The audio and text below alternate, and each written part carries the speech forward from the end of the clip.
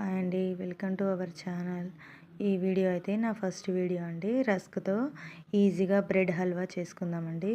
ముందుగా ప్యాన్ పెట్టుకొని హీట్ అయిన తర్వాత రస్కులు ప్యాన్లో వేసుకొని అవి కొంచెం వేడైన తర్వాత మిల్క్ యాడ్ చేసుకుందామండి. మిల్క్ అంతా మంచిగా బ్రెడ్తో కలిసిపోయి మొత్తం మెల్ట్ అయిపోయిన తర్వాత మెత్తగా అయిపోతుంది కదా బ్రెడ్. అప్పుడు మనం షుగర్ యాడ్ చేసుకుందామండి. షుగర్ అంతా మంచిగా మెల్ట్ అయిపోయే వరకు కలుపుకుందామండి. మంచిగా సైడ్లు మాడకుండా మంచిగా కలుపుకుందామండి. బాగా కలుపుకోవాలి, మంచిగా మెల్ట్ అయిపోవాలి షుగరు. చూడండి, ఇలాగా మొత్తం సైడ్ టు సైడ్ తిప్పుకుంటూ షుగర్ అంతా మెల్ట్ అయిపోయే వరకు అడుగు మాడకుండా కలుపుకోవాలండి. ఇప్పుడు మనం ఇలాచీ యాడ్ చేసుకుందాం.